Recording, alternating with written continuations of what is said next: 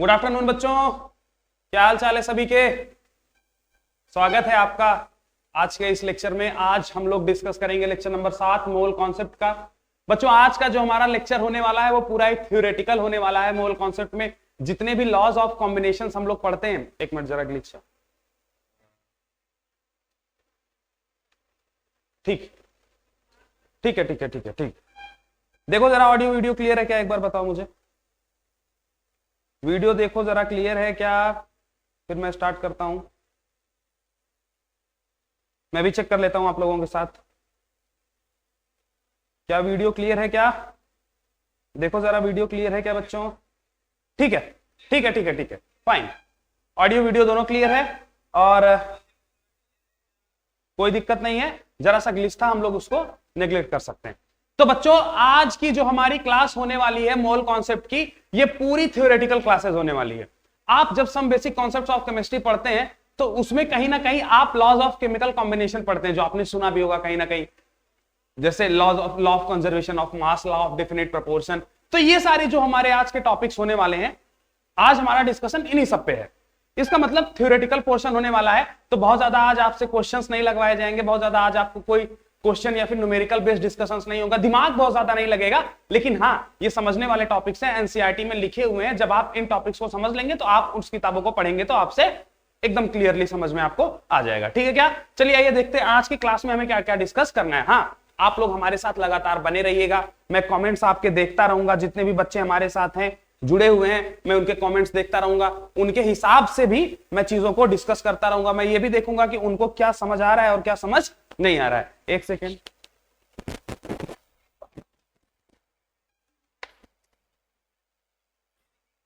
ठीक है बेटा, ठीक है। तो आओ देखो आज हमें क्या क्या डिस्कस करना है। आगे बढ़े क्या? ठीक है। तो आज बच्चों जो हमको चीजें डिस्कस करनी है वो आपके बोर्ड पर लिखी हुई है। एक बार इसका स्क्रीनशॉट लो, फिर मैं बताता हूं क्या क्या है। ठीक है, देखो आइए देखिए जरा क्या क्या चीजें हमें डिस्कस करनी है आज। तो आज हमको पूरा इसी पे डिस्कस करना है, जो हमारे केमिकल कॉम्बिनेशन के लॉज है बच्चा, उसी पे आज हमारा पूरा डिस्कशन रहेगा।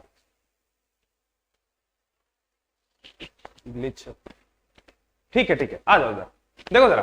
तो आज हमको केमिकल कॉम्बिनेशन के जितने भी लॉज हैं उस पे डिस्कशन करना है। तो कितने लॉज हैं केमिकल कॉम्बिनेशन के, जरा देखिएगा। सबसे पहले हमको लॉ ऑफ कंजर्वेशन ऑफ मास देखना है, फिर लॉ ऑफ डेफिनिट प्रोपोर्शन देखना है, फिर लॉ ऑफ मल्टीपल प्रोपोर्शन देखना है, उसके बाद लॉ ऑफ रेसिप्रोकल प्रोपोर्शन देखना है, फिर एवोगाड्रोस लॉ देखना है और गे-लुसेक्स लॉ ऑफ कंबाइनिंग वॉल्यूम देखना है। तो ये 6 लॉ जो हैं हमारे केमिकल के कॉम्बिनेशन के लॉज हैं, इन्हीं को आज हमारी क्लास में हम डिस्कस करेंगे। केमिकल का कॉम्बिनेशन का क्या मतलब है सर? जैसे मैं आपसे कहूं कि मैं CO2 गैस की चर्चा कर रहा हूं, तो CO2 गैस कैसे बना होगा। मैं वाटर लिक्विड की चर्चा कर रहा हूं, तो वाटर लिक्विड कैसे बना होगा। यानी कि जो भी केमिकल्स, जो भी एटम, कंपाउंड, मॉलिक्यूल्स आप बना रहे हैं, वो कैसे बन रहा है, किसके कॉम्बिनेशन से बन रहा है, उसके पीछे क्या लॉज हैं, आज हमारी क्लास में यही पूरा डिस्कशन का पॉइंट रहेगा। तो एक एक करके सारे लॉज को डिस्कस करते हैं। चलिए आइए, सबसे पहला जो लॉ आपको डिस्कस करना है बच्चा, वो है law of conservation of mass. तो law of conservation of mass क्या होता है मैं बताता हूं, पहले आप इस पेज का स्क्रीनशॉट लीजिए। ठीक है, देखिए law of conservation of mass क्या है, मेरी बात को जरा गौर से समझिएगा। Law of conservation of mass क्या कहता है? हम पढ़ रहे हैं केमिस्ट्री, केमिस्ट्री में होता क्या है, केमिकल रिएक्शन। केमिकल रिएक्शन में दो चीजें हैं, जब तक चीजें जुड़ रही हैं तब तक हम उसको रिएक्टेंट कहते हैं, जब वो चीजें जुड़कर कुछ बना देती हैं तो हम उसको प्रोडक्ट कहते हैं। यानी कि केमिस्ट्री में आपको हमेशा कहीं ना कहीं केमिकल रिएक्शन की चर्चा की जाएगी और एक ऐसा एरो लगा होगा, एरो के लेफ्ट साइड में जो लिखा होगा उसको हम लोग रिएक्टेंट बोलते हैं बेटा, राइट साइड में जो लिखा होता है उसको हम लोग प्रोडक्ट बोलते हैं बेटा। तो जब भी आप रिएक्टेंट से प्रोडक्ट में जाते हैं तो इस प्रोसेस को हम लोग क्या बोलते हैं बेटा, केमिकल रिएक्शन। क्या बोलते हैं? Chemical reaction. तो केमिकल रिएक्शन में जो भी रिएक्टेंट हैं उनमें कुछ होगा, जैसे मैं मान लेता हूं रिएक्टेंट मान लीजिए मेरा 2 था, A और B, और ये मान लीजिए कोई प्रोडक्ट बना दिया C और D। मेरी बात को समझिएगा, मैंने आपसे कहा कि केमिकल रिएक्शन में पहले आपका एक रिएक्टेंट होगा और एक प्रोडक्ट होगा। तो रिएक्टेंट का मान लीजिए कि मैंने मास कहा कि जब भी प्रोडक्ट जब तक नहीं बना था तब तक हमारा रिएक्टेंट था मान लीजिए 5 ग्राम। ठीक है क्या? जब वो प्रोडक्ट में कन्वर्ट होगा मेरे बेटा, तो जो C और D बनेगा बच्चा वो भी 5 ग्राम ही बनेगा। मेरी बात समझिएगा, इसका मतलब रिएक्शन के पहले का मास और रिएक्शन के कंप्लीट होने के बाद का मास, यानी कि रिएक्टेंट का मास और प्रोडक्ट का मास हमेशा सेम रहेगा। मतलब mass will be conserved during the chemical reaction. और law of conservation of mass यही कहता है तो रिएक्शन के दौरान जो रिएक्टेंट और प्रोडक्ट के मासेस रहेंगे वो सेम रहेंगे या फिर क्या रहेगा बच्चा, कंजर्व रहेगा। क्या रहेगा, कंजर्व रहेगा। तो मास बदलने वाला नहीं है। जरा इसकी लाइंस को पढ़िएगा। It states that the total mass of reactant is equal to the total mass of the product, यानी कि रिएक्टेंट और प्रोडक्ट के जो टोटल मास है वो हमेशा क्या रहेगा बेटा, कंजर्व रहेगा। यानी कि जितना रिएक्टेंट का मास होगा उतना ही प्रोडक्ट का मास होगा। जैसे यहां पे एक एग्जांपल दे रखा है, देखिए X2 और Y2 रिएक्टेंट है, P2 और R2 प्रोडक्ट है। तो total mass of X2 plus Y2 is equal to the total mass of P2 plus R2। तो रिएक्टेंट का मास हमेशा किसके मास के बराबर होगा, प्रोडक्ट के मास के बराबर होगा। क्या आप इस बात को समझ पा रहे हैं क्या? जी हां सर। अच्छा एक बात सोचिएगा, कभी कभी ऐसा होता है कि मास एनर्जी में बदल जाता है। कहां पर, न्यूक्लियर रिएक्शंस में। न्यूक्लियर रिएक्शंस बहुत ही हाई एनर्जी रिएक्शंस हैं। वहां पर जो मास हम डालते हैं वो फटाक से एनर्जी में कन्वर्ट हो जाता है और एक large explosion, large amount of energy release होती है। तो जब मास एनर्जी में कन्वर्ट होगा तो क्या आप मास से मास का कन्वर्जन का बात कर पाएंगे? नहीं कर पाएंगे। यानी कि रिएक्टेंट तो मास था लेकिन प्रोडक्ट एनर्जी हो गया। तो क्या आप मास के कंजर्वेशन की बात कर पाएंगे? नहीं कर पाएंगे। इसका मतलब अगर आप न्यूक्लियर रिएक्शंस की चर्चा करते हैं तो वहां पर कंजर्वेशन ऑफ मास लागू नहीं होता है। तो जरा गौर से इस बात को समझिएगा कि रिएक्टेंट का मास हमेशा प्रोडक्ट के मास के बराबर होता है। इसी को लॉ ऑफ कंजर्वेशन ऑफ मास बोलते हैं। ये एक जगह लागू नहीं होता है। कहां पर? न्यूक्लियर रिएक्शंस में। इसलिए यहां पर आपकी ये नोट लिखी हुई है जो कि कह रही है कि न्यूक्लियर रिएक्शंस में आपका law of conservation of mass valid नहीं है। आगे बढ़े क्या? चलिए ठीक है, ये हमने समझा दिया आपको। नेक्स्ट लॉ आपके पास आता है बच्चा, लॉ ऑफ कांस्टेंट कंपोजिशन या लॉ ऑफ डेफिनिट प्रोपोर्शन। तो लॉ ऑफ कांस्टेंट कंपोजिशन या लॉ ऑफ डेफिनिट प्रोपोर्शन क्या है, मैं उसको समझाता हूं, फिर आपको इस स्लाइड को समझाता हूं। देखिए जरा मेरी बात को समझिएगा। अगर मैं आपसे कहूं कि तुमको क्या बनाना है, वाटर, क्या बनाना है, वाटर, तो आपके दिमाग में तुरंत आएगा सर कि हम तो केमिस्ट्री पढ़ते हैं, केमिस्ट्री में वाटर का मतलब होता है H2O। अगर मैं तुमसे कहूं कि CO2 तुमको बनाना है, कार्बन डाइऑक्साइड, तो कार्बन डाइऑक्साइड बनाना है तो तुम कहोगे सर CO2 लाना पड़ेगा, CO2 ही कार्बन डाइऑक्साइड होता है। इसका मतलब जैसे ही मैंने आपसे बोला कि वाटर बताइए तो आपने दो एलिमेंट को जोड़ा। कौन कौन से दो एलिमेंट थे? एक हाइड्रोजन और एक ऑक्सीजन। यानी कि वाटर को बनाने के लिए आपको फिक्स्ड एलिमेंट को लाना पड़ेगा, जैसे हाइड्रोजन था और ऑक्सीजन था। वैसे ही कार्बन डाइऑक्साइड को बनाने के लिए आपको फिक्स्ड एलिमेंट लाना पड़ेगा, जैसे कार्बन और ऑक्सीजन। एक सेकेंड,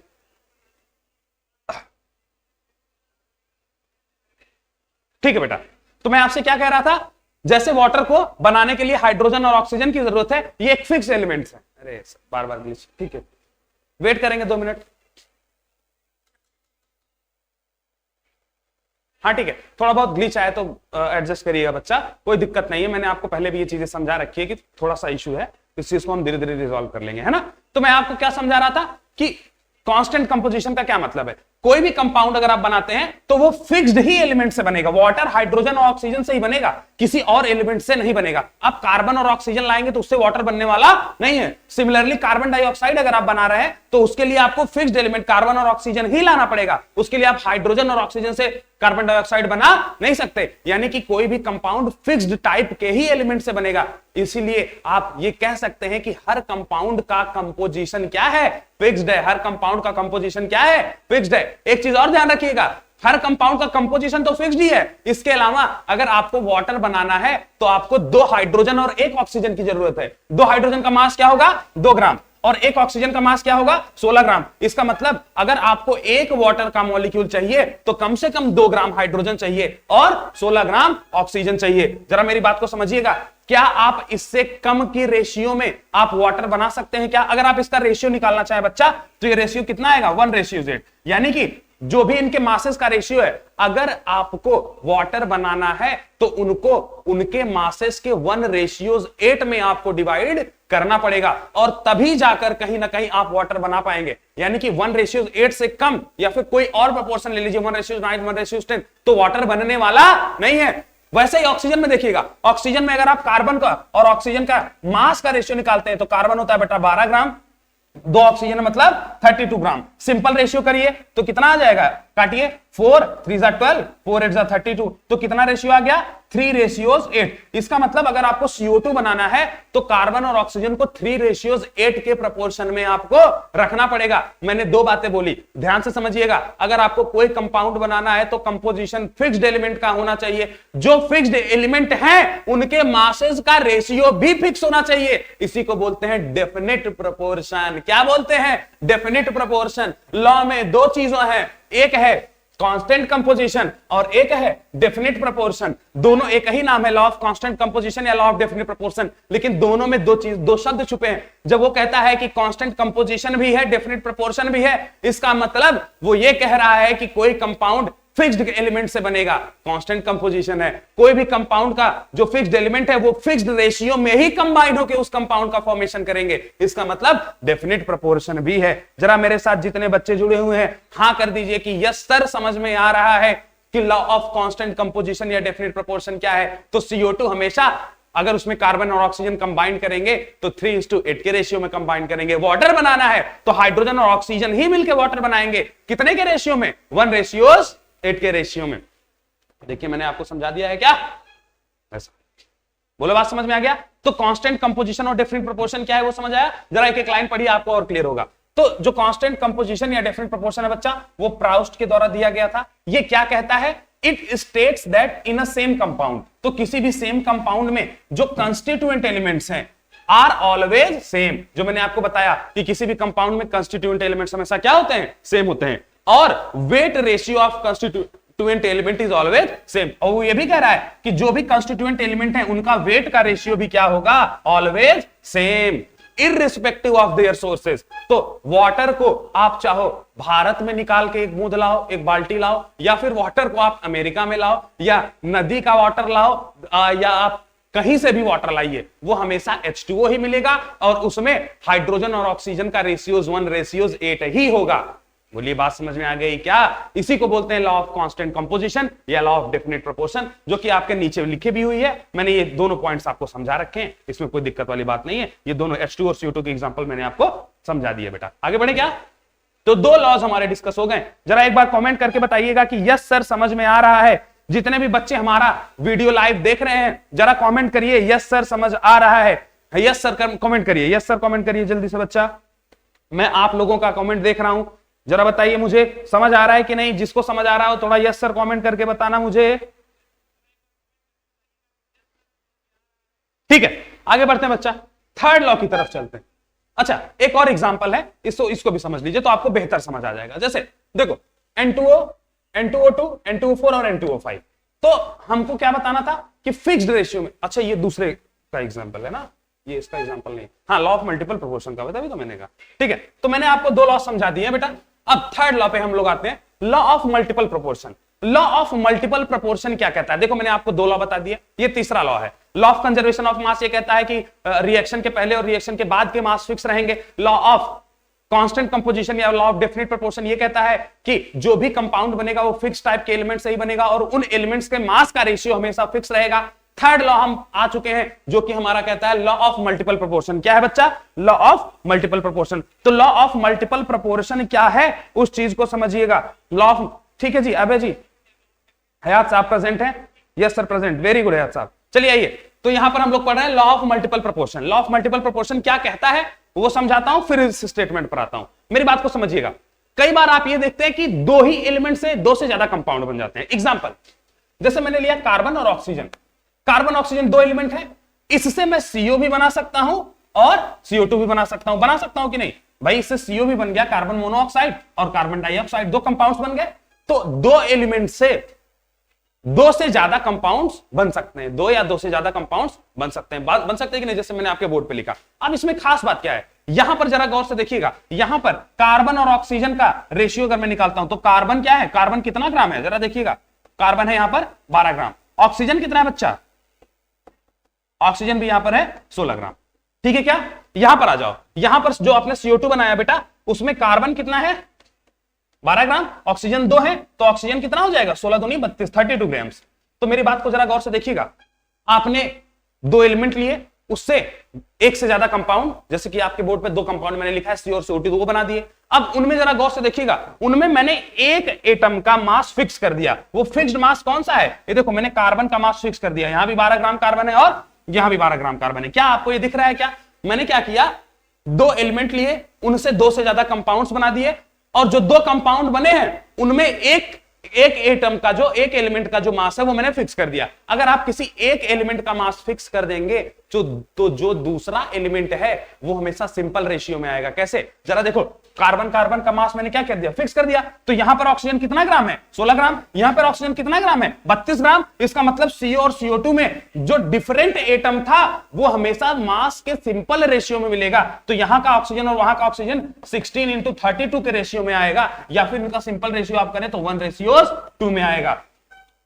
यही है law of multiple proportion. Law of multiple proportion ये कहता है कि अगर आप दो एलिमेंट लेते हैं तो आप एक से ज्यादा कंपाउंड्स बना सकते हैं। एक से ज्यादा जो कंपाउंड बने हैं, अगर आप उनमें एक एटम का मास फिक्स कर दीजिए तो जो दूसरा एटम है वो हमेशा मास के सिंपल रेशियो में पाया जाएगा। जैसे मैंने कार्बन का मास फिक्स कर दिया तो ऑक्सीजन क्या पाया जा रहा है? सिंपल रेशियो में पाया जा रहा है। अब अगर आप इसका स्टेटमेंट देखेंगे तो आपको ये और आसान समझ में आएगा। जरा देखिए स्टेटमेंट क्या कह रहा है, सारे बच्चे मेरी तरफ समझेंगे। देखिए स्टेटमेंट क्या कह रहा है, this law states that when two element combine, जब दो एलिमेंट कंबाइन करते हैं and form more than one element and form more than one compound, तो जब दो एलिमेंट मिलते हैं और एक से ज्यादा कंपाउंड बनाते हैं, then mass ratio of one element, तो उस वक्त जो मास रेशियो एक एलिमेंट का है combines with fixed mass of other element, तो उसको अगर आप एक फिक्स्ड मास के रेशियो, एक फिक्स्ड एलिमेंट के मास से कंबाइन करते हैं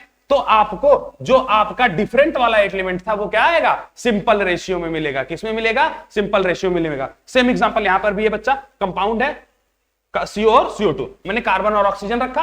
कार्बन CO में भी 12 ग्राम है, CO2 में भी कार्बन 12 ग्राम है, ऑक्सीजन CO में 16 ग्राम है, CO2 में 32 ग्राम है। तो मैंने कार्बन के मास को क्या कर दिया बच्चा? फिक्स कर दिया। कार्बन के मास को क्या कर दिया? फिक्स। अगर आप कार्बन के मास को फिक्स कर देंगे तो जो ऑक्सीजन CO में था 16 ग्राम और CO2 में था 32 ग्राम, वो जरा देखिए वो कंबाइन होता है किस रेशियो में? सिंपल रेशियो में, मासेस के सिंपल रेशियो में, जो कि 16 और 32 है। तो यही है आपका लॉ ऑफ मल्टीपल प्रोपोर्शन, जो क्या कहता है मैंने आपको बता दिया। आशा करते हैं ये वाला आपको समझ में आ गया होगा। अगर समझ आया तो कमेंट करिए सर ऑल क्लियर, कमेंट करिए कि sir all clear. Law of multiple proportion आप सबको समझ में आ रहा है क्या?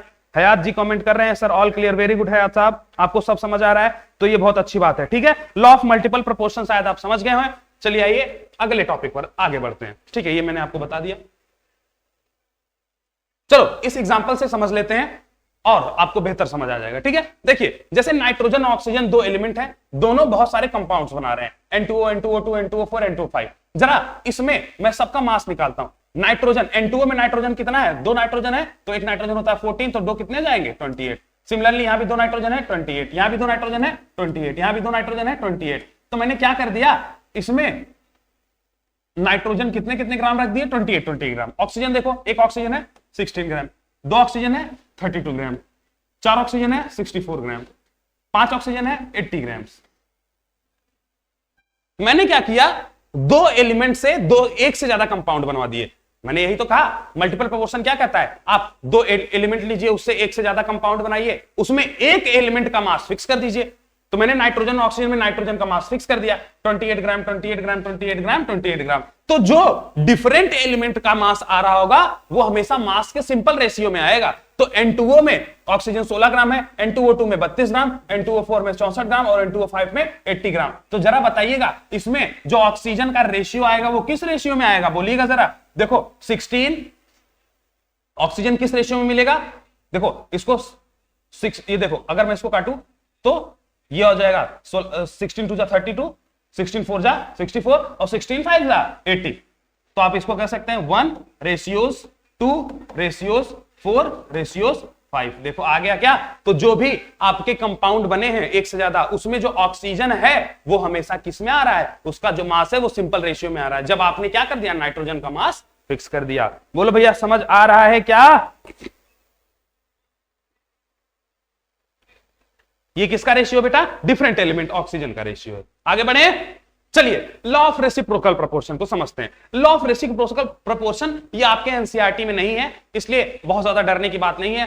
तो सर इसको पढ़ा क्यों रहे, अगर एनसीईआरटी में नहीं है तो जे में भी पूछने का चांस नहीं है, नीट में भी पूछने का चांस नहीं है, तो बोर्ड में तो पूछने का 11th 12th में पूछने का सवाल ही खत्म हो गया। तो इसको पढ़ा क्यों रहे हो मास्टर, क्योंकि कई सारी किताबों में दिया हुआ है, बच्चे पढ़ते हैं तो उनको समझ नहीं आता सर ये रेसिप्रोकल प्रोपोर्शन का क्या झमेला है, हमको समझा दीजिए। तो इसलिए आपको ये चीजें, ये रेसिप्रोकल प्रोपोर्शन मैं यहां पर लिख रहा हूं, इसको जरा स्टेटमेंट को देखिएगा, स्क्रीनशॉट ले लीजिएगा, फिर हम आगे बढ़ते हैं। देखिए होता क्या है रेसिप्रोकल प्रोपोर्शन, उस चीज को समझिएगा। रेसिप्रोकल प्रोपोर्शन क्या कहता है, रेसिप्रोकल प्रोपोर्शन 3 एलिमेंट्स की बात करता है। मल्टीपल प्रोपोर्शन ने 2 एलिमेंट की बात की थी, रेसिप्रोकल प्रोपोर्शन ने 3 एलिमेंट की बात की है। रेसिप्रोकल प्रोपोर्शन ये कहता है कि अगर आप 3 एलिमेंट लेते हैं, जैसे आपने लिया कार्बन, आपने लिया हाइड्रोजन और आपने लिया ऑक्सीजन, 3 ऐसे एलिमेंट लीजिए जो आपस में ही कंपाउंड बनाते हैं। कार्बन का हाइड्रोजन के साथ भी कंपाउंड है, कार्बन का ऑक्सीजन के साथ भी कंपाउंड है, ऑक्सीजन का हाइड्रोजन के साथ भी कंपाउंड है, ऑक्सीजन का कार्बन के साथ भी कंपाउंड है, हाइड्रोजन का कार्बन के साथ भी कंपाउंड है, हाइड्रोजन का ऑक्सीजन के साथ भी कंपाउंड है। इसका मतलब अगर आप 3 ऐसे एलिमेंट लेते हैं जो आपस में कंपाउंड बनाते हैं, तो उसमें से देखिएगा जरा गौर से, देखिए तीनों आपस में कंपाउंड बनाते हैं। पहले मैं कंपाउंड लिख देता हूं, जैसे C और O के बीच में कंपाउंड होता है CO2, H और O H2O होता है क्या। सिमिलरली हाइड्रोजन और कार्बन के बीच में मीथेन कह सकते हैं क्या, तो कार्बन और ऑक्सीजन मिलकर CO2 बना सकते हैं, हाइड्रोजन और ऑक्सीजन मिलकर H2O बना सकते हैं, सिमिलरली कार्बन और हाइड्रोजन मिलकर CH4 बना सकते हैं। अब सबके मासेस के रेशियो निकालते हैं। CO2 में C और O है, तो C और O के मास का रेशियो क्या आ जाएगा, कार्बन होता है कितना ग्राम बेटा, 12 ग्राम, और ऑक्सीजन होता है बेटा 16, तो 2 ऑक्सीजन है तो 32 ग्राम। वाटर में 2 एलिमेंट है, हाइड्रोजन और ऑक्सीजन। हाइड्रोजन कितने ग्राम होगा, 2 ग्राम, और ऑक्सीजन कितने ग्राम होगा, 16 ग्राम बेटा। वैसे CH4 में 2 है बेटा आपके कार्बन और हाइड्रोजन, जिसमें से कार्बन और हाइड्रोजन है, ठीक है, तो कार्बन कितना ग्राम होगा, 12 ग्राम, और हाइड्रोजन कितने ग्राम होगा, 4 ग्राम।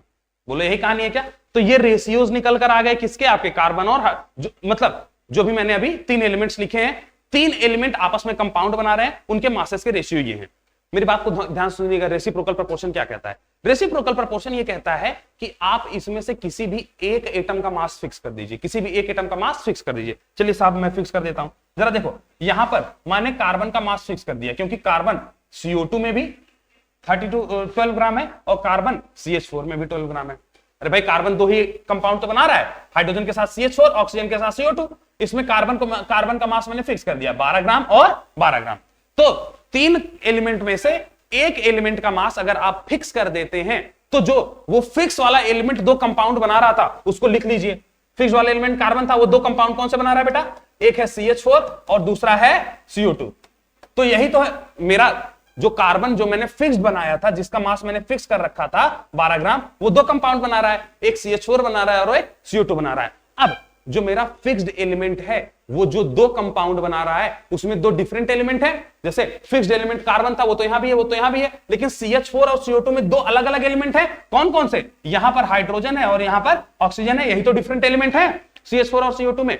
तो जो मेरा फिक्स्ड एलिमेंट मैंने कर दिया, तीनों में से एक को मैंने एलिमेंट को फिक्स कर दिया, उसके जो 2 कंपाउंड्स थे, उसमें जो 2 डिफरेंट एलिमेंट हैं, उनके जो मासेस का रेशियो आएगा वो सिंपल रेशियो आएगा। जैसे हाइड्रोजन और ऑक्सीजन के रेशियो निकाल लीजिए, हाइड्रोजन 4 है तो 4 ग्राम, रेशियो ऑक्सीजन 2 है तो 32 ग्राम। इनका सिंपल रेशियो निकालेंगे तो कितना आ जाएगा बेटा, 1:8। देखो क्या 1:8 आ रहा है, मेरे बात को गौर से सुनिएगा। लॉ ऑफ मल्टीपल, फिर से समझाता हूं तो आपको क्लियर समझ आएगा। लॉ ऑफ क्या था मेरा, ये reciprocal proportion. Law of reciprocal proportion क्या कहता है कि अगर आपने 3 एलिमेंट लिया, तीनों एलिमेंट में से किसी एक एलिमेंट का मास आपने फिक्स कर दिया, तो जिस एलिमेंट का मास आपने फिक्स किया है, उसके जो 2 कंपाउंड्स बन रहे होंगे, उन 2 कंपाउंड्स में जो डिफरेंट एलिमेंट होंगे, उन 2 कंपाउंड्स में से जो डिफरेंट एलिमेंट होंगे, वो हमेशा सिंपल रेशियो में मिलेंगे। जैसे आपने कार्बन को फिक्स किया तो उसके 2 कंपाउंड्स थे CH4 और CO2, CH4 और CO2 में जो 2 डिफरेंट एलिमेंट थे वो थे हाइड्रोजन और ऑक्सीजन। तो हाइड्रोजन और ऑक्सीजन हमेशा किस रेशियो में मिलेंगे, सिंपल रेशियो में मिलेंगे, जैसे 1:8 में। अच्छा क्या इतना ही है क्या, नहीं,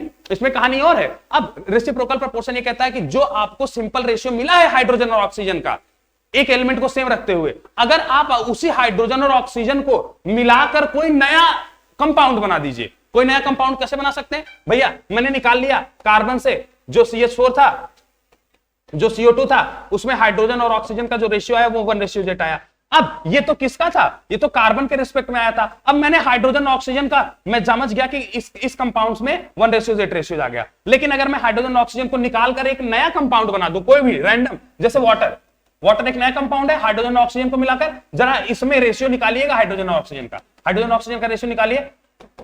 हाइड्रोजन 2 है, ऑक्सीजन 16 ग्राम, 2 ग्राम और 16 ग्राम, तो कितना रेशियो निकल के आ रहा है, 1:8। अब जरा ध्यान से समझिएगा, आपने एक 3 एलिमेंट में से एक एलिमेंट को फिक्स किया, उसके 2 कंपाउंड्स बनाए, जो 2 कंपाउंड्स बनाए उसमें जो 2 डिफरेंट एटम्स थे, 2 डिफरेंट एलिमेंट्स थे, उनके मासेस का रेशियो सिंपल प्रोपोर्शन में आया, सिंपल रेशियो में आया। अब जो वो डिफरेंट एलिमेंट्स थे जिनका मास सिंपल रेशियो में आया, अगर आप उन्हीं को उठाकर एक नया टाइप का कंपाउंड बना देते हैं, तो जो नया कंपाउंड आया है वो या तो उस पुराने वाले रेशियो के बराबर आ जाएगा या तो उसके सिंपल मल्टीपल में आ जाएगा। जैसे 1:8 था तो 2:16 आ सकता है ना, 4:32 आ सकता है, रहेगा या तो इसी के बराबर या तो इसके सिंपल मल्टीपल में। एक मिनट जरा ग्लिच है,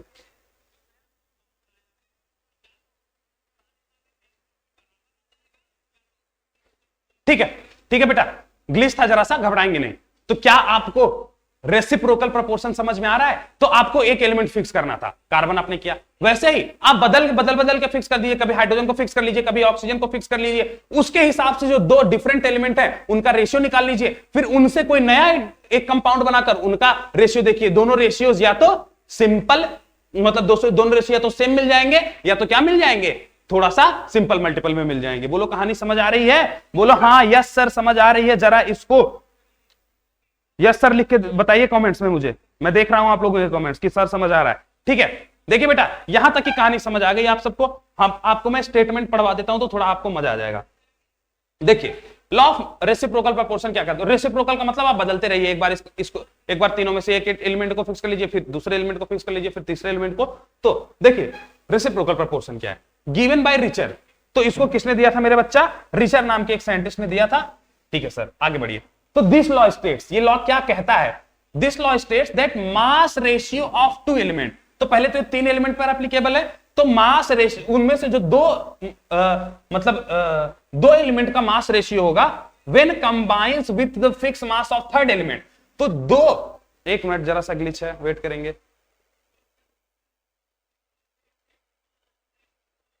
ओके ओके ओके ओके बेटा, तो मैं क्या कह रहा था कि ये दिस लॉ स्टेट्स दैट, मैं इसका मतलब आपको ये पढ़ के बता रहा हूं, वैसे तो मैंने ये समझा दिया है, वेट करिए 1 मिनट।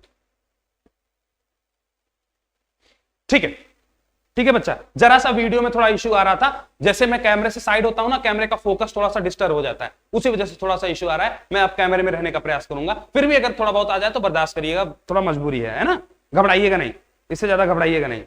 ठीक है बेटा, चलो आप स्टेटमेंट से आपको समझाता हूं कि लॉ ऑफ रेसिप्रोकल प्रोपोर्शन क्या है। लॉ ऑफ रेसिप्रोकल प्रोपोर्शन क्या है मेरे बच्चा, ये कह रहा है कि जब आप देखिए this law states that mass ratio of 2 element, तो 2 एलिमेंट का अगर आप मास रेशियो निकालते हैं, कब, जब वो when combines with the fixed mass ratio, fixed mass of 3rd element. तो 2 मासेस का अगर आप रेशियो निकालते हैं, 2 एलिमेंट के मासेस का अगर आप रेशियो निकालते हैं, जब वो एक फिक्स्ड मास के एलिमेंट से कंबाइन हो रहा हो। जैसे कार्बन का मास मैंने फिक्स किया, उससे मैंने 2 एलिमेंट्स का मास रेशियो निकाल लिया, हाइड्रोजन और ऑक्सीजन का। तो फिक्स्ड मास का एक एलिमेंट रखते हुए अगर आप 2 डिफरेंट मासेस के एलिमेंट का, 2 डिफरेंट एलिमेंट के मासेस का रेशियो निकालते हैं, तो वो क्या आएगा, वो या तो सेम आएगा या तो सिंपल रेशियो में आएगा of both elements when they combine directly. तो अगर आप उन दोनों एलिमेंट को, एक मिनट,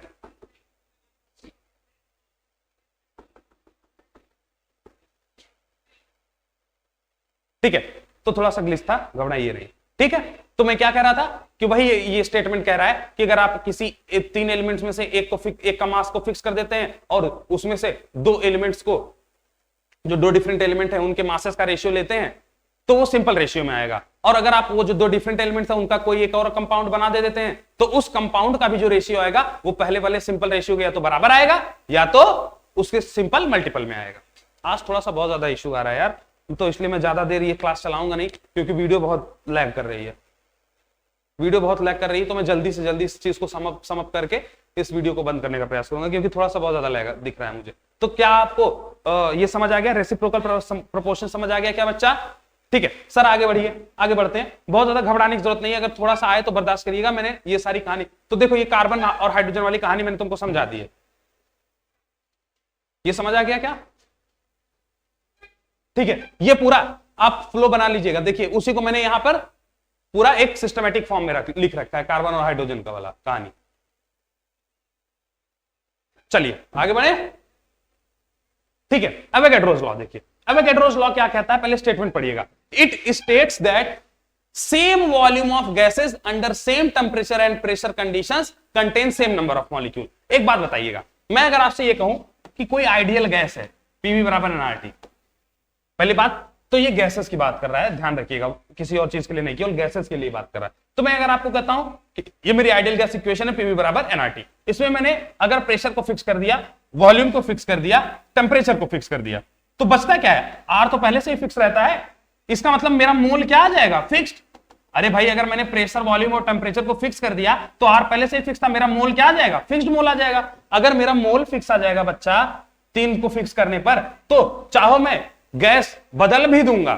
मेरी बात को समझिएगा, मैंने मान लो एक बार गैस रख दिया H2, एक बार रख दिया गैस Cl2, क्लोरीन गैस और हाइड्रोजन गैस, दो अलग अलग बर्तन में रखे, दो अलग अलग जिन बर्तन में रखे उनका प्रेशर, टेम्परेचर और वॉल्यूम एक जैसा रखा, दोनों का प्रेशर, टेम्परेचर और वॉल्यूम एक जैसा रखा। मैंने दो गैसेस लिए, दोनों का प्रेशर, टेम्परेचर और वॉल्यूम एक जैसा रखा, तो होगा क्या प्रेशर, टेम्परेचर और वॉल्यूम को सेम करने से? अगर आप पीवी बराबर एनआरटी में प्रेशर को, वॉल्यूम को और टेम्परेचर को फिक्स कर देते हैं तो मोल तो फिक्स आ जाएगा ना। इसका मतलब जो दोनों गैस था, दोनों का मोल फिक्स हो जाएगा। अगर दोनों का मोल फिक्स हो जाएगा मेरे बच्चा, तो मोल फिक्स होने से आप मोल से मॉलिक्यूल पर जा सकते हैं कि नहीं? अरे ये टेबल मैंने आपको पढ़ाई है कि नहीं पढ़ाई है कि सर आपको मोल दिया हुआ है, और अगर आपको मॉलिक्यूल पर जाना है, कहां पर जाना है? मॉलिक्यूल पर जाना है, तो मोल से मॉलिक्यूल पर जाना है तो एवोगैड्रोस नंबर का मल्टीप्लाई कर दीजिए। तो अगर आपके मोल फिक्स है तो उस गैस में भी उतने ही मॉलिक्यूल आएंगे जितना दूसरे वाले में आएंगे। वही कहानी यहां पर कह रहा है। एवोगैड्रो लॉ क्या कहता है कि मैंने 2 कंटेनर लिए,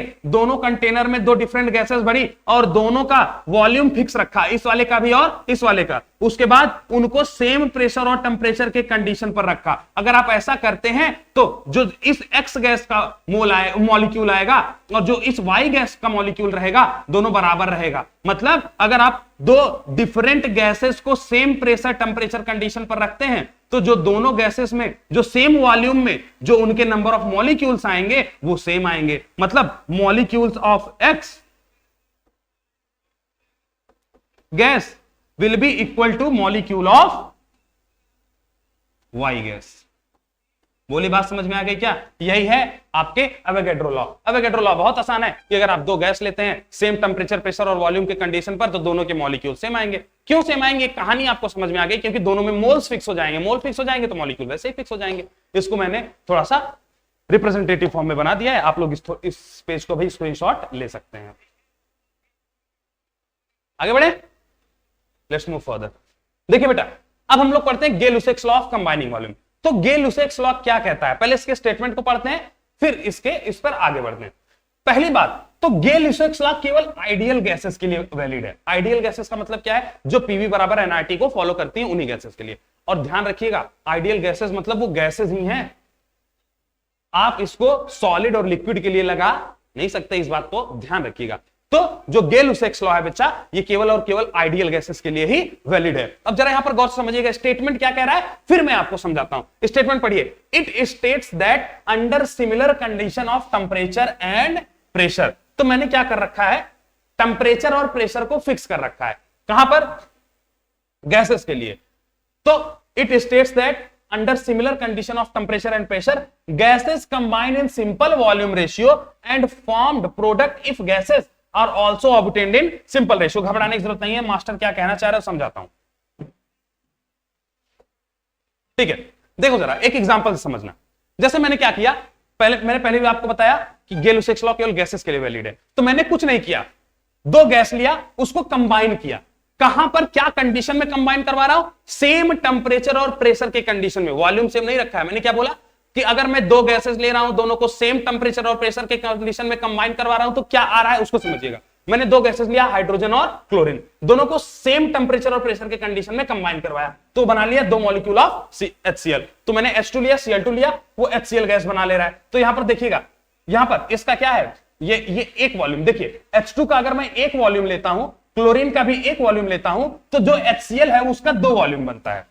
मेरी बात को समझिएगा, वो क्या रहा है, H2 का एक वॉल्यूम, Cl2 का एक वॉल्यूम से HCl के दो वॉल्यूम बन रहे हैं। अगर ऐसा हो रहा है बच्चा, तो अगर मैं एक वॉल्यूम की जगह ml समझता हूं कि मतलब वॉल्यूम को मैं मिलीलीटर में ले रहा हूं, तो इसका 1 ml, इसका भी 1 ml, इसका 2 ml बनाएगा। अगर मैं वॉल्यूम को लीटर में ले लूं, तो इसका 1 लीटर, इसका 1 लीटर, इसका 2 लीटर बनाएगा। ये स्टाइकोमेट्री की कहानी, थोड़ा बहुत घबराने की जरूरत नहीं, अभी जस्ट इसके बाद स्टाइकोमेट्री ही चालू होगी, ठीक है। तो वो कह क्या रहा हूं, H2 और Cl2 को मैंने सेम टेंपरेचर और प्रेशर की कंडीशन पे रखा, जो गैस बन रही है वो भी सेम ही टेंपरेचर प्रेशर कंडीशन पर है। अगर आप ऐसा करेंगे तो ये जो गैसेस हैं इनका वॉल्यूम एक सिंपल रेशियो में आएगा। कब? जब आप इसको सेम टेंपरेचर और प्रेशर के कंडीशन पर रखेंगे। मेरी बात को फिर से सुन लीजिएगा, गेल-ल्यूसियस लॉ क्या कह रहा है, गेल-ल्यूसियस लॉ कह रहा है कि अगर आप दो गैसेस लेते हैं, उनको आप सिमिलर टेंपरेचर और प्रेशर के कंडीशन पर रखकर कंबाइन करते हैं, तो वो सिंपल वॉल्यूम के रेशियो में ही उनका आंसर आएगा। अच्छा, अगर जो प्रोडक्ट बनता है वो भी गैस है, तो वो भी सिंपल वॉल्यूम के रेशियो में ही आएगा। देखिए कैसे, यहां पर जरा वॉल्यूम का, ये गैसेस कंबाइन हो रही है क्या, मैंने कह दिया कि इनको मैंने सेम प्रेशर और temperature, pressure and temperature is same, तो मैंने प्रेशर और टेंपरेचर को सेम रख दिया। अगर प्रेशर और टेंपरेचर को सेम रख देता हूं, तो ये हमेशा सिंपल वॉल्यूम के रेशियो में कंबाइन करेंगी। कौन? गैसेस। तो H2, Cl2 और HCl का, तीनों गैसेस हैं, तीनों को वॉल्यूम का रेशियो क्या आ जाएगा, 1:1:2। तो volume ratio of H2, Cl2, HCl is 1:1:2। तो ग्लिच है, जरा वेट करिएगा, ठीक है बेटा, थोड़ा सा प्रॉब्लम है, मैं समझ सकता हूं कि ये डिस्ट्रक्शन है, डिस्टरबेंस हो जाता है, तो थोड़ा बर्दाश्त करना, थोड़ा सा इश्यूज आ जाते हैं कभी कभी सिस्टम्स में, डिफॉल्ट्स हो जाते हैं, तो जो थोड़ा बहुत ग्लिच आ रहा है ना बेटा, उसके लिए सॉरी हूं, मैं आपसे बहुत माफी मांगता हूं, ये सारी चीजें नहीं होनी चाहिए, बट फिर भी अगर आप इतना थोड़ा सा बर्दाश्त कर सकते हैं, तो कंटेंट में कोई कमी मैं नहीं रख रहा हूं। आप देख पा रहे होंगे कि हर एक चीज को मैं पूरा फुल फ्लेजेड कवर कर रहा हूं, है ना, एक एक एग्जांपल से, एक एक थियरी से, ठीक है। तो घबराने की जरूरत नहीं है, मेरे साथ अगर आप लोग बने रहेंगे तो थोड़ा बहुत अगर ग्लिच आ रहा है तो आप लोगों को फिर भी हर एक चीज समझ में आ जाएगी, इस चीज की गारंटी मैं देता हूं। तो गेल-ल्यूसियस लॉ गैसेस की बात करता है, कैसे गैसेस की, आइडियल गैसेस की। आइडियल गैसेस में वो कहता है कि जो भी गैसेस को आप जोड़ेंगे तो वो हमेशा, अगर आप उनके प्रेशर और टेंपरेचर को फिक्स कर रखें, तो वॉल्यूम के सिंपल रेशियो में वो गैसेस कंबाइन करेंगे। अगर प्रोडक्ट भी गैस बन रहा है तो वो भी उसी के वॉल्यूम के सिंपल रेशियो में कंबाइन करेंगे। जैसे यहां पर H2, Cl2 और HCl तीनों गैसेस थी, तो तीनों वॉल्यूम के सिंपल रेशियो में कंबाइन कर रही हैं, ठीक है। तो यहां पर H2, Cl2 और HCl तीनों वॉल्यूम के सिंपल रेशियो में कंबाइन कर रहे हैं। कैसे?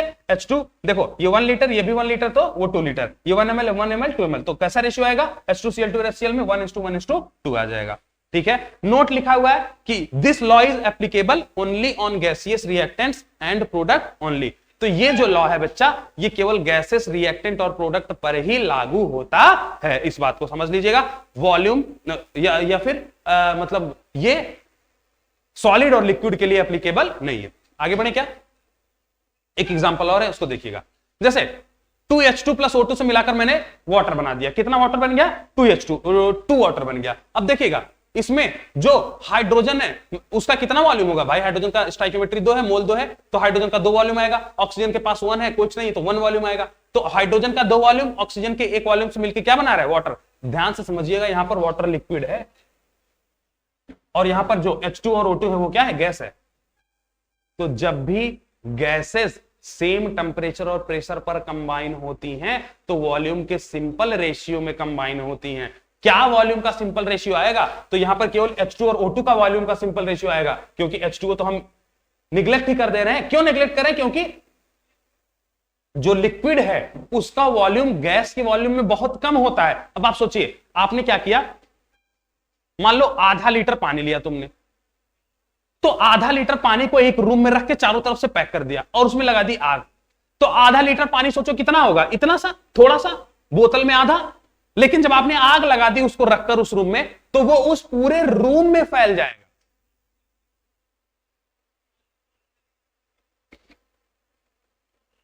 ठीक है, तो जो मैं बता रहा था कि अगर आपने आधा लीटर पानी लिया है, तो अगर आप उसको रखकर आग लगा देते हैं तो वो पूरे रूम में क्या हो जाता है बेटा, फैल जाता है। तो लिक्विड का वॉल्यूम तो थोड़ा सा था, लेकिन जब वो वेपर बन जाएगी, वही वाटर क्या बन जाएगी, वेपर, तो वो पूरे रूम को ऑक्यूपाई कर लेगी। सोचिए, जब वो लिक्विड था तो उसका वॉल्यूम थोड़ा सा था, लेकिन जब वो वेपर बन गई तो उसका वॉल्यूम पूरे रूम के बराबर हो गया। तो गैस का वॉल्यूम कितना ज्यादा है लिक्विड के वॉल्यूम से। इसलिए जब भी लिक्विड का वॉल्यूम आता है तो हम लोग उसको निग्लेक्ट कर देते हैं, किसके कंपेरिजन में, गैस के वॉल्यूम के कंपैरिजन में। इसलिए मैंने वहां पर लिखा है नेग्लिजिबल वॉल्यूम। क्यों नेग्लिजिबल वॉल्यूम है, क्योंकि ये क्या है, लिक्विड है। तो जब भी इसमें मैं गैसेस के कंबाइन होने की बात करूंगा तो उसी गैसेस के ही वॉल्यूम के सिंपल रेशियो में कंबाइन होने की बात करूंगा। तो यहां पर H2 और O2 का जो वॉल्यूम का रेशियो आएगा वो क्या आ जाएगा, देखो ये 2 वॉल्यूम में कंबाइन हो रहा है, ये 1 वॉल्यूम में, तो इनके रेशियो आ जाएगा 2:1, 2:1। क्या मेरी बात समझ पा रहे हैं क्या आप? तो गे-लुसेक्स लॉ बहुत आसान सा था। गे-लुसेक कहता है कि अगर आप कोई गैस लेते हैं और एक से ज्यादा गैसेस लेते हैं, उनको कंबाइन करते हैं, तो वो हमेशा वॉल्यूम के सिंपल रेशियो में कंबाइन होंगे, अगर आप प्रेशर और टेम्परेचर क्या रखते हैं, सेम रखते हैं दोनों का। बोलो बात समझ में आ गई क्या? ठीक है, तो यहां तक का कहानी था हमारा गे-लुसेक्स लॉ। शायद आप समझ पा गए होंगे इस चीज को। नीचे देखिएगा, मैंने यहां पे वही पॉइंट लिखा है कि volume of liquid is negligible as compared to volume of gas. इसलिए हम लोग लिक्विड का वॉल्यूम कंसीडर नहीं करते हैं गे-लुसेक्स लॉ में, क्योंकि लिक्विड का वॉल्यूम बहुत कम होता है गैस के वॉल्यूम के कंपैरिजन में। तो मैंने आपको कितने लॉ पढ़ा दिए आज 6 लॉ पढ़ा दिए। Law of conservation of mass, then law of definite proportion, law of multiple proportion, law of reciprocal proportion, Avogadro's law, Gay-Lussac's law। law of conservation of mass क्या कहता है? law of conservation of mass ये कहता है कि अगर आप chemical reaction करवा रहे हैं तो रिएक्टेंट और प्रोडक्ट का मास हमेशा सेम रहेगा, फिक्स रहेगा। अच्छा, लॉ ऑफ डेफिनेट प्रोपोर्शन क्या कहता है? लॉ ऑफ डेफिनेट प्रोपोर्शन ये कहता है, लॉ ऑफ डेफिनेट प्रोपोर्शन को एक और नाम से जानते हैं, law of chemical combination, sorry law of similar composition, है ना। तो लॉ ऑफ डेफिनेट प्रोपोर्शन क्या कहता है? लॉ ऑफ डेफिनेट प्रोपोर्शन ये कहता है बच्चा कि अगर आप किसी भी केमिकल रिएक्शन को करा रहे हैं तो उसमें कोई भी कंपाउंड जो बनता है वो कंपाउंड सिमिलर टाइप के ही या फिर फिक्स्ड टाइप के ही एलिमेंट से बन सकता है। जैसे वाटर H2, वाटर हाइड्रोजन और ऑक्सीजन से ही बन सकता है। और जो ये फिक्स्ड टाइप के एलिमेंट्स हैं ये हमेशा फिक्स्ड मास के रेशियो में कंबाइन होंगे। जैसे वाटर बनाना है तो हाइड्रोजन और ऑक्सीजन से ही बनेगा और उनका मास का रेशियो फिक्स रहेगा, वो 1:8 के ही मास रेशियो में कंबाइन करेंगे। ठीक है क्या? उसके बाद हमने पढ़ा law of multiple proportion. Law of multiple proportion क्या कहता है बच्चों? लॉ ऑफ मल्टीपल प्रोपोर्शन क्या कहता है मैं आपको लिख के एक बार दिखाता हूं तो आपको बेहतर समझ में आएगा। देखिए, वैसे मैं आपको बता दूं क्या, डायरेक्टली बता दूं? देखिए लॉ ऑफ मल्टीपल प्रोपोर्शन, तो लॉ ऑफ मल्टीपल प्रोपोर्शन को देखिएगा। तो लॉ ऑफ मल्टीपल प्रोपोर्शन क्या कहता है? लॉ ऑफ मल्टीपल प्रोपोर्शन ये कहता है कि अगर आपने 2 एटम को लिया, 2 एटम से एक से ज्यादा कंपाउंड बन रहा है, तो 2 एटम में अगर आपने किसी एक एटम का मास फिक्स कर दिया तो जो दूसरे वाला आइटम है वो हमेशा फिक्स्ड रेशियो में कंबाइन होगा। वो हमेशा किस में कंबाइन होगा? फिक्स्ड रेशियो में। फिर आपने पढ़ा law of reciprocal proportion. Law of reciprocal proportion क्या कहता है कि अगर आपने 3 एलिमेंट लिया, 3 एलिमेंट में से किसी एक एलिमेंट का मास अगर आप फिक्स कर देते हैं तो जो 2 डिफरेंट एलिमेंट है वो हमेशा सिंपल रेशियो के मास के सिंपल रेशियो में आएंगे। और उन 2 एलिमेंट्स को उठाकर अगर आप एक नया कंपाउंड बना देते हैं तो जो नया कंपाउंड आएगा बच्चा वो भी या तो उस पहले वाले सिंपल रेशियो के बराबर आएगा या तो पहले वाले सिंपल रेशियो से थोड़ा सा मल्टीपल में आएगा। बात समझ में आ रहे हैं क्या? उसके बाद हमने पढ़ा एवोगैड्रोस लॉ। एवोगैड्रोस लॉ कहता है कि अगर आपने 2 डिफरेंट गैसेस लिए, उनको सेम प्रेशर, टेंपरेचर और वॉल्यूम के कंडीशन पर रखेंगे तो वो हमेशा same number of molecules contain करेंगे। फिर हमने पढ़ा Gay Lussac's law of combining volume. Gay Lussac's law क्या कहता है कि अगर आपने 2 डिफरेंट गैसेस को लिया है, कंबाइन कर रहे हैं, और अगर आपने उनका प्रेशर और टेंपरेचर सेम रखा है, फिक्स रखा है, तो वो हमेशा वॉल्यूम के फिक्स्ड रेशियो में ही कंबाइन होंगे वो गैसेस। बात समझ में आ गई क्या? ठीक है, तो ये था हमारा गे-लुसेक्स लॉ ऑफ कंबाइनिंग वॉल्यूम।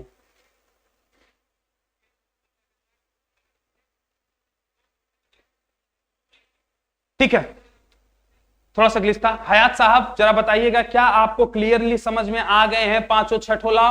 जो 6 लॉ मैंने बताया क्या आपको वो क्लियरली समझ में आया है कि नहीं? सारे बच्चे आज की क्लास में यस सर नो सर करके बताएंगे कि क्या आपको जो भी लॉस थे वो समझ में आ गए हैं? बोलिए, क्या आपको जितने भी लॉस दिए गए थे वो समझ में आ गए हैं क्या बच्चों? चलिए ठीक है बेटा, तो यहां तक की कहानी थी।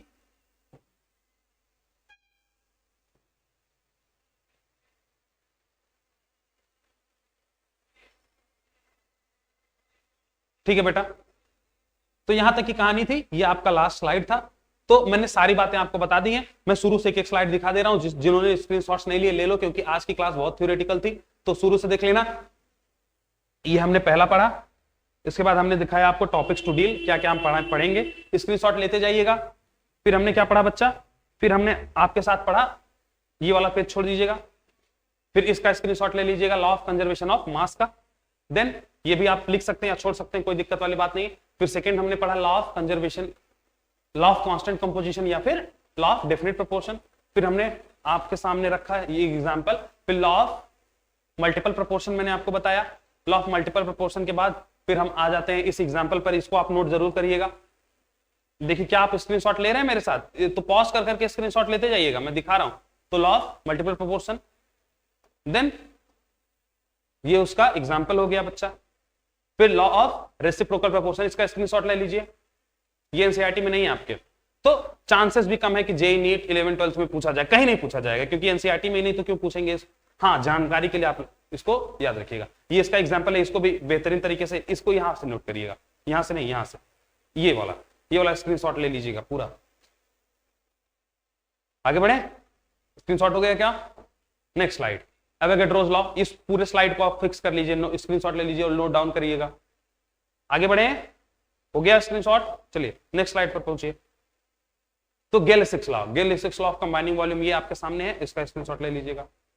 देन H2Cl2 HCl, ठीक है, इसका स्क्रीनशॉट आप रख लीजिए फटाक से, एग्जांपल है उसका। देन ये भी आप पूरा स्क्रीनशॉट ले लीजिएगा। आगे बढ़े, ठीक है, यहां तक आपका आज का क्लास था। तो यहां पर इस क्लास को हम लोग एंड कर रहे हैं बच्चा।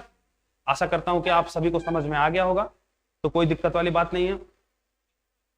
ठीक है, हयात जी को समझ में आ गया, जितने भी क्लासेस हुई, तो जितना भी चीजें मैंने आपको समझाया, आप एक एक पेज का मैंने आपको दिखा भी दिया, क्या क्या आपको स्क्रीनशॉट वगैरह या फिर क्या क्या आपको लिखना है। चलिए, तो आज की क्लास को यहाँ पर एंड अप करते हैं। वीडियो बहुत ज्यादा थोड़ा सा ग्लिच दे रहा है, तो इससे ज्यादा क्लास को नहीं पढ़ाएंगे। नेक्स्ट क्लास में फिर हम डिस्कस करेंगे अगली क्लास में, है ना। तो आज की क्लास को यहाँ पर समाप्त कर दिया जाए, बंद कर दिया जाए, ठीक है। चलिए, मिलते हैं आपसे नेक्स्ट क्लास में, मतलब कल। तब तक के लिए इसी तरह हंसते रहिए, मुस्कुराते रहिए, पढ़ाई करते रहिए, उम्मीद बनाए रखिए कि आप एक ना एक दिन जो आप चाह रहे हैं वो जरूर होगा और आप जरूर कामयाब होंगे, क्योंकि कामयाबी किसी की दूसरे का मोहताज नहीं है।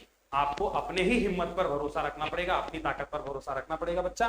तो आप इसी तरह से लगे रहिए, मेहनत करते रहिए, अपना काम रेगुलरली करते रहिए, उसी से कहीं ना कहीं आप जाकर आगे कामयाब होंगे। ठीक है बच्चा, बहुत घबराने की जरूरत नहीं है। आप प्रेम से, स्थिरता से जो आपका काम है वो अगर आप स्थिरता से कर रहे हैं, अगर आप अपने कार्य को बिना ये सोचे कि क्या होगा, कई बार हम डर जाते हैं भविष्य को सोचकर कि यार पता नहीं होगा भी कि नहीं होगा, जो हम कर रहे हैं उससे हमारा फायदा होगा, हमारा फ्यूचर सिक्योर होगा कि नहीं होगा, पता नहीं। नो वन नोज ना।